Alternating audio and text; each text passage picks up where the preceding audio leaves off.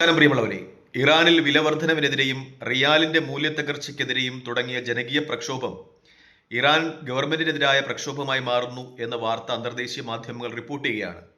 പ്രത്യേകിച്ചും ഖൊംനൈ ഭരണം പുറത്തുപോകണം, 1979 ഇസ്ലാമിക വിപ്ലവത്തിലൂടെ പുറത്താക്കിയ ഷാ ഭരണാധിപന്മാരുടെ പിന്തുലമർക്കാർ അധികാരത്തിൽ വരണം എന്ന ആവശ്യം ഇപ്പോൾ പ്രക്ഷോഭകരുടെ ഇടയിൽ നിന്ന് ഉണ്ടാകുന്നതായി മാധ്യമ റിപ്പോർട്ടുകൾ പുറത്തു വരുന്നുണ്ട്. ഷാ ഭരണകൂടത്തിന്റെ അനന്തരാവകാശികൾ ഒരാൾ റിസ ഷാ പഹ്ലവി, അദ്ദേഹം ഇപ്പോൾ അമേരിക്കയിൽ ഒളിവിലാണ്. അദ്ദേഹം തിരികെ വരണം, ഭരണകൂടത്തിന്റെ നേതൃത്വം ഏറ്റെടുക്കണം എന്ന ആവശ്യം പ്രക്ഷോഭകാരികളിൽ നിന്നുണ്ടാകുന്നതായി മാധ്യമ റിപ്പോർട്ടുകൾ പുറത്തുവരികയാണ്.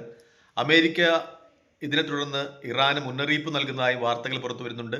പ്രക്ഷോഭകർക്ക് നേരെ യാതൊരു കാരണവശാലും വെടിയുതിർക്കരുത്, വെടിയുതിർക്കുന്ന ഒരു സാഹചര്യം ഉണ്ടായാൽ അമേരിക്ക ഈ നേരിട്ട് ഇറാനെ ആക്രമിക്കുന്ന നടപടികൾ സ്വീകരിച്ചേക്കും എന്ന ഒരു മുന്നറിയിപ്പ് അമേരിക്കൻ പ്രസിഡന്റ് ഡൊണാൾഡ് ട്രംപിന്റെ സോഷ്യൽ മീഡിയ പേജുകളിൽ നിന്നുണ്ടാകുന്നു.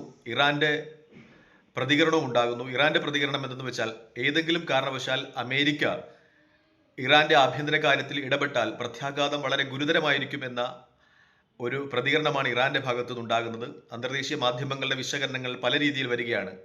ഒരുപക്ഷെ ഇസ്രായേലിന്റെ പിന്തുണയോടുകൂടി, മൊസാദിന്റെ ഒക്കെ പിന്തുണയോടുകൂടി ഇറാനിൽ നടക്കുന്ന അട്ടിമറി ശ്രമമാകാം ഇത് എന്ന നിഗമനം വരികയാണ്. കാരണം ഇറാൻ ഇപ്പോൾ ആയുധങ്ങൾ ബലം കൊണ്ടും സാങ്കേതിക തികവ് കൊണ്ടും ഇസ്രായേലിനൊപ്പം കിടപിടിക്കുന്ന ഒരു സാഹചര്യത്തിലേക്ക് എത്തിയിരിക്കുന്നു.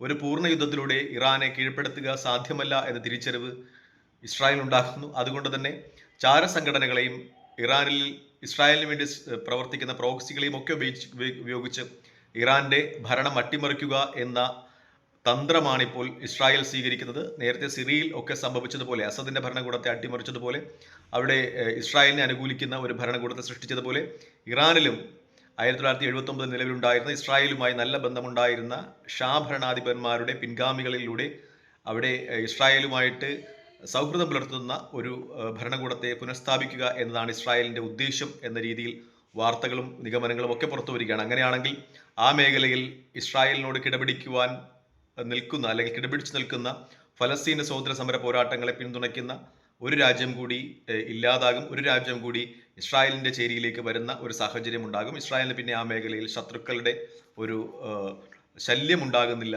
എന്ന ഒരു പ്രത്യേകത കൂടിയുണ്ട്. അതുകൊണ്ട് തന്നെ ഇസ്രായേലിന്റെ പിന്നിലുള്ള കളികൾ ഇതുമായി ബന്ധപ്പെട്ട് സംശയിക്കുന്ന മാധ്യമ വിശകലന വിദഗ്ധരും ഒപ്പം അന്താരാഷ്ട്ര വിദഗ്ധരും ഒക്കെ ഉണ്ട് എന്നാണ് ഏറ്റവും പരമപ്രധാനമായ വാർത്ത. തൽക്കാലം ഈ വീഡിയോയുമായി വിടവാങ്ങുന്നു. മറ്റൊരു വീഡിയോയുമായി കാണുന്നവരെ നന്ദി, നമസ്കാരം, ജയ് ഹിന്ദ്. വീഡിയോ ഇഷ്ടപ്പെടുന്നുണ്ടെങ്കിൽ ലൈക്ക് ചെയ്യുക, ഷെയർ ചെയ്യുക, കമന്റ് ചെയ്യുക. മറ്റൊരു വീഡിയോയുമായി കാണുന്നവരെ ജയ് ഹിന്ദ്.